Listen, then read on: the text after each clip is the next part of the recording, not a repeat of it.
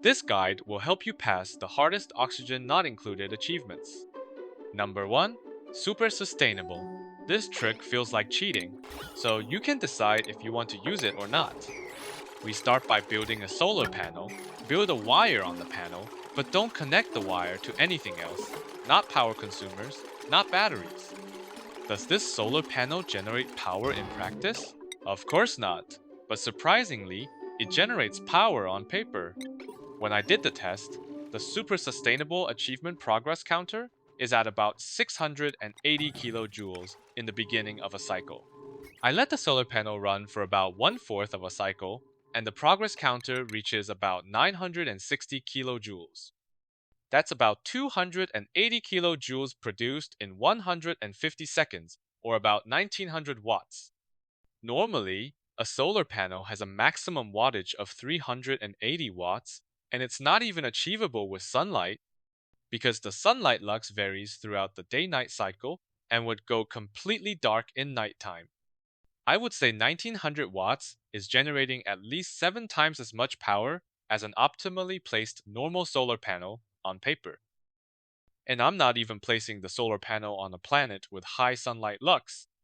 In fact, this trick only requires the solar panel to be lighted up by anything and not caring about how bright the light source is. Therefore, we don't even need to put the solar panel on the surface. We could put them inside the base or anywhere that is convenient and light them up with a ceiling light or a lamp, and each of them will still produce over 1 kilowatts of power. And remember, don't connect the solar panels to any power consumers, so don't connect them to the lights. With this insane amount of wattage, if you have 10 such solar panels, they alone could finish the super sustainable achievement in about 24 cycles. Of course, they don't provide any actual power generation to your base, but if you really want to finish and get rid of this achievement as soon as possible, this trick would be the fastest way ever. Let's move on to the second achievement, Easy Living. When I search for posts regarding this achievement, I often see people saying they lock their duplicants in for 5 entire cycles so the auto sweepers can win. But I have a design for you that doesn't require restricting the duplicants at all. When I tried to come up with a design, I started with using a storage bin that is set to only 1 kilogram of capacity to intentionally make the auto sweepers deliver inefficiently 1 kilogram at a time, and increasing the number of times they need to deliver for a simple job. This would almost be the brilliant design, except there is a serious flaw. Delivering from storage bin to another storage bin does not count for the easy living achievement. Actually, delivering to any building that serves no purpose except for storing and transporting would not count for this achievement. But we just have to change one little thing to make it work. I suggest using a kiln to replace the third storage bin. The leftmost storage bin stores 1 ton of coal with priority 5, the middle storage bin is set to capacity of 1 kilogram and priority 6, and the kiln calls for 8 refine of coal to refined carbon with priority 7. Also, use a door access to not let the dupes in to interfere with this process, but otherwise just leave them do whatever they are supposed to do normally. With this design, you would score 96 deliveries per cycle for the auto sweeper, and that should beat the delivery count for the dupes normally. But if you have a really big base or hardworking duplicants, you can just create more copies of this design to make sure the auto sweeper will win for 5 cycles. Another similar, but even more annoying achievement is the job suitability. It is confusing to understand which kind of jobs are eligible for the achievement in the first place. There's a compile list on which type of jobs count and which do not, but it is extremely long. For a quick summary, sweeping, delivering, sleeping, eating, using outhouse or lavatory doesn't count. However, showering counts. Therefore, one of the solutions to job suitability is to assign bath time and make the duplicants shower in suits every cycle until the achievement is done. It is a simple and possibly suitable solution that you can try, but there are some problems with it. First is that every duplicant has a cooldown of almost 1 cycle until they can shower again. So, if the duplicant ever had any delay, it would propagate to the next cycle, and they will shower later and later in the cycle until they completely miss the showering time, or even worse, miss the end of cycle and failing your streak for the achievement. And the second problem? Bionics don't shower. If you have a bionics or a hybrid colony, this just doesn't work. I have also seen people suggesting mass building temp shift plate and use yellow alert to force everyone to build for 10 consecutive cycles. This might work, but it feels so painful for both the duplicants and yourselves, and also kind of paralyzing the colony for 10 cycles. Here, I have a design which I want to suggest for this achievement. The idea is to force the duplicant to do a brief moment of manual generator running job after they wake up from sleep. Initially, the dupes can only enter the room from the right. After they get into the room, the door to the right will be locked by automation. When the dupes wake up from sleep, they will find the only way out is to exit from the left. But when they are detected near the manual generator, the door to the left is also locked by automation, and now they have absolutely no way to escape. The only job they can find is to run the manual generator, which they will do. The duplicant should be able to charge the battery completely in a few seconds. And this counts as an eligible job for job suitability. After 8 seconds, the door to the right now unlocks, and the duplicant will exit from the right and can resume their normal jobs until their next sleep. The manual generator is normally disabled by automation and is only enabled when the trapped duplicant gets near, so we don't have to worry about duplicants outside would ever deliberately run this wheel. The automation settings are shown in the screen. With this exact setting, it supports 4 dupes using the same room to do the achievement. The 4 dupes should all be on separate schedules with mutually exclusive sleeping blocks. You can test with less or more dupes in the same room as you wish, or add more copies of this build according to the actual number of your duplicants, and observe their progress a bit to see if the settings need to be adjusted. For me, I usually go for this achievement early on when the duplicant count is not too high and the travel time is not too far. When I have at most 4 duplicant in the same schedule, I would usually succeed in completing job suitability in 10 cycles. This achievement might be a bit complicated, so let's move to a much more simpler achievement. Radical Trip. It asks for Ratbolt to travel an accumulated length of 10,000 meters, or 10,000 tiles. If you ever need to forge a lot of diamonds for the Mind the Gap achievement, you will usually complete Radical Trip in the process. But if not, you can use a Radbolt reflector reflecting to itself to make the Radbolts bounce back and forth to prolong its travel length until it is fully decayed, and each shot with 50 Radbolts will last for 250 meters. This achievement should finish in a few tens of cycles. Speaking of radiation, let's talk about one of the most tedious achievements for some players, which is GMO A-OK. To finish this achievement as fast as possible, there are 3 factors we can work on. The first is the seeding chance per harvest, and it can simply be optimized by sending only the duplicant with the highest agriculture stats to harvest and prevent other duplicants to reach the plants with door access. But the second point is the critical part. What is the most suitable way to create radiation to mutate the plants? I suggest using radiation lamps, a building that is often overlooked and underrated.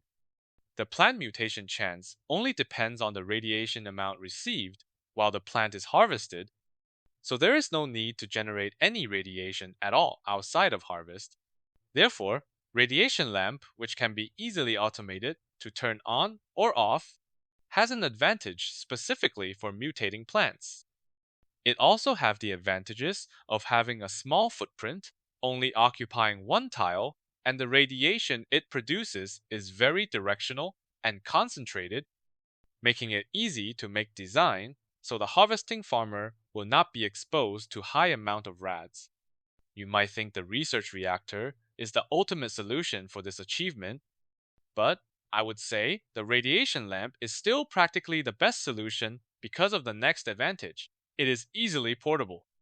In order to mutate a plant, in addition to provide radiation, we also need to create the environment that allows the plant and the farmers to survive. Consider we have to mutate 13 different types of plant to complete the achievement. Trying to create all sorts of environment next to the research reactor could take really a lot of effort.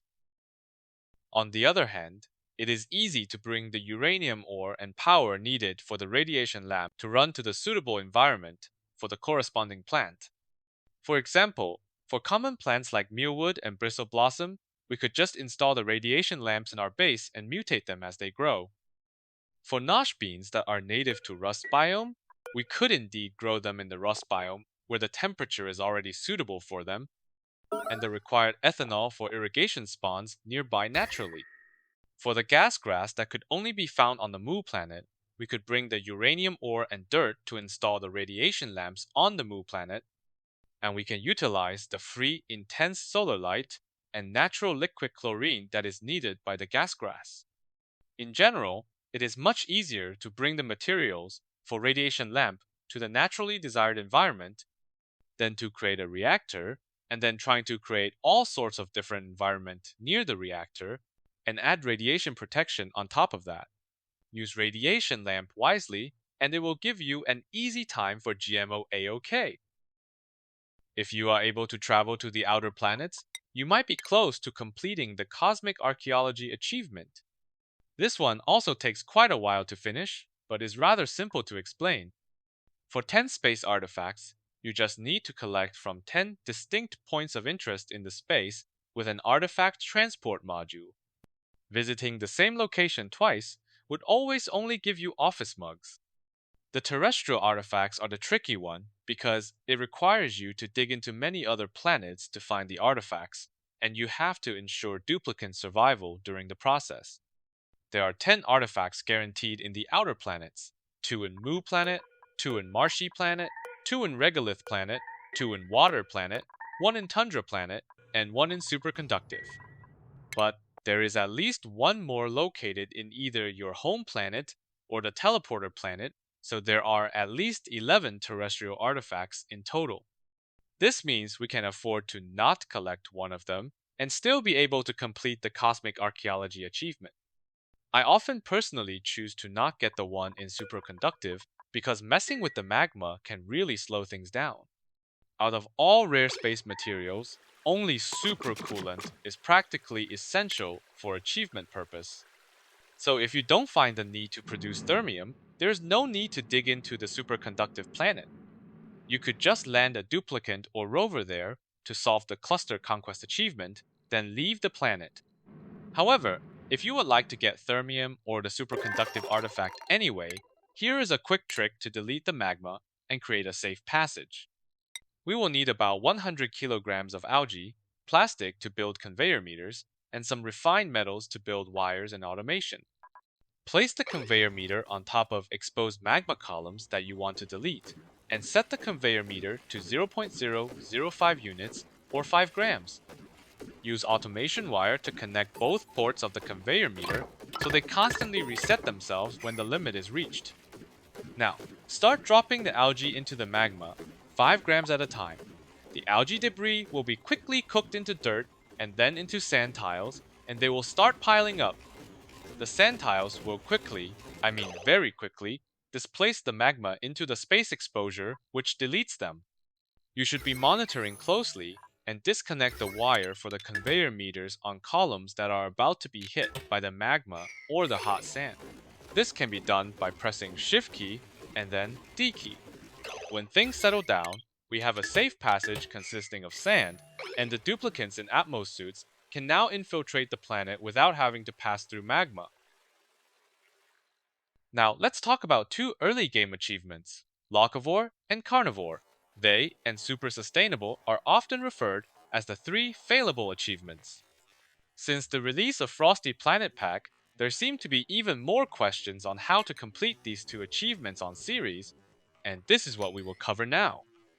Locavore isn't a big deal in normal starts. You would only need to make some mush bars to survive before the ranches start to produce meat.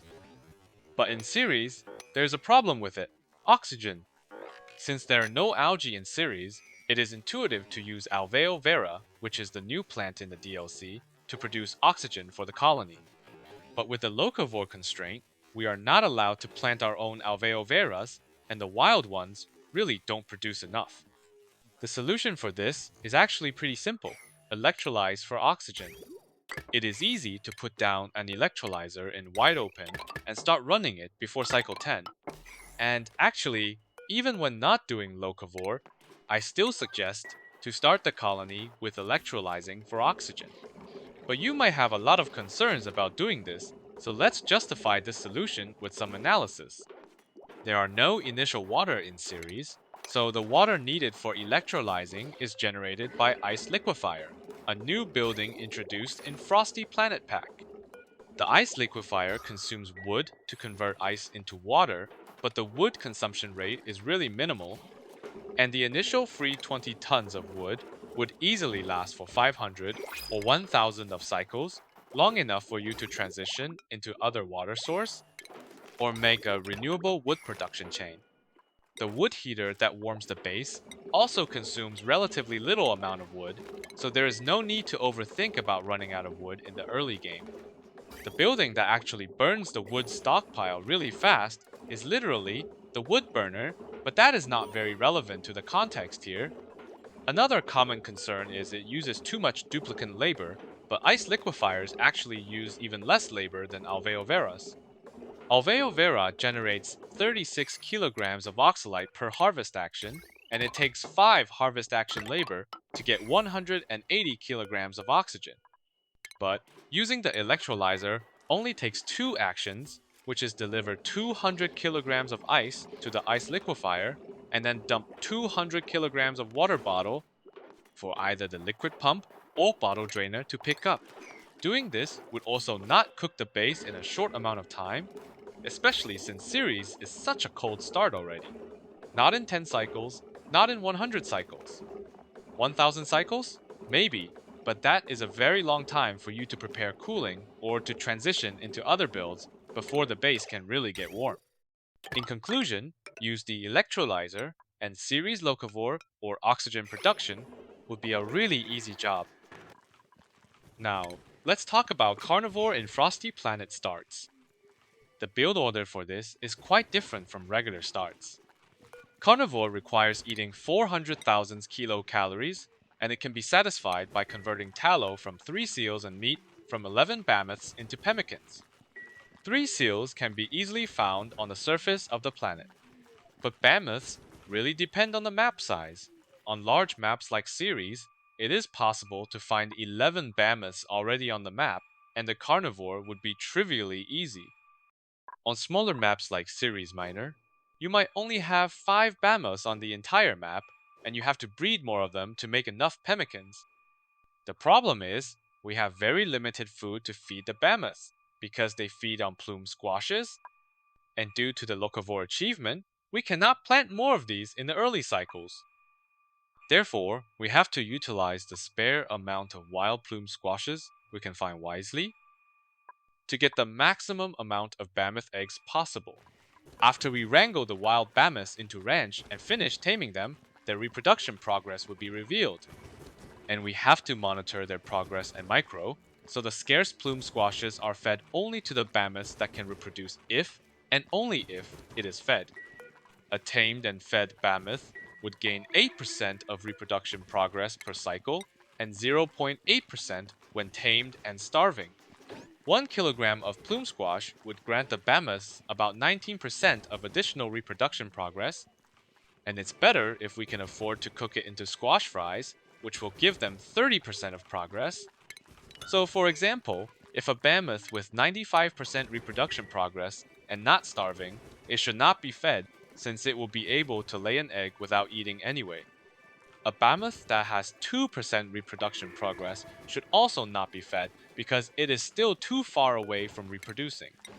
But if it has about 80% and starving, then it is a very good nominee to be fed because it will succeed in reproducing with 1 kilogram of food and will die to starvation without laying egg if not fed. So the general idea is to find the mammoths that are closest to 100% progress but still needs feeding to reproduce, separate them into another room to make sure the food is only delivered to them. After they laid an egg, their progress will be reset to 0% and they should not receive further food. It might seem a bit tedious and brutal to micro like this, but mammoths are really different from hatches. Consider when we do carnivore with hatches, we would need to eat 100 of them, and this amount is apparently way too much to micro. Their food is rocks, which is very plenty, so there is no reason to restrict their diet anyway. But for mammoths, not only their food is really limited, but also there are way less of them needed for the achievement, and microing to produce 1 or 2 more extra mammoths could really be the key difference between success and failure. But personally, the most tedious achievement for me is Mind the Gap. It requires research of drill cone, and often requires grinding for hundreds of cycles to craft diamonds, and at least 50 trips of space mining. I would say the achievement concept is nice, but 50 trips is just way too much and repetitive. For a start, you could use the round trip feature, so the rocket will automatically return to base after the diamonds in the drill cone are exhausted, or if the cargo bay is full. You could also click the empty storage button on the cargo bay to instantly clear the cargo for the next trip instead of waiting it to be unloaded through conveyor rails or pipes. However, setting up and designing the interior for multiple rockets can be really time-consuming. There are 2 possible ways to prevent this. First, if you have the Bionics Booster DLC, use the RoboPilot module and supply it with enough databanks, and the rocket can launch and finish the mining mission without the need of a dupe. Second way is to use a Trailblazer module. Launch the rocket with a pilot into orbit, then trailblaze the duplicant back to base, and the rocket can still proceed to the mining site and return to base after finishing the mission without anyone piloting. Since the pilot isn't really going to space for more than a few seconds, this allows us to have a completely blank rocket interior, and we can build multiple functioning mining rockets quickly and launch them in parallel without having to bother with interior design. Hopefully, the achievement can be done within 200 or 300 cycles. If you like the tutorial, you can subscribe for more videos or support me by joining channel membership. Thanks for watching!